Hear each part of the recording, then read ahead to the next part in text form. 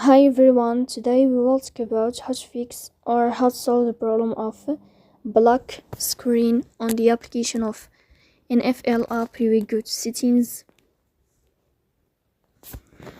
In this page, you will go to apps, default apps, app settings.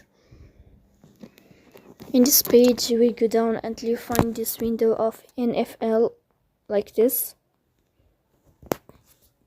Here in this page of app info, you will click on first stop and you can click OK. Then you will enter to the window of storage. Here we click on clear cache, but pay attention, don't click clear data because that can delete your account. Here you can turn off your Wi-Fi and you can turn on your Wi-Fi again to fix that problem. So please don't forget to support us by like and subscribe.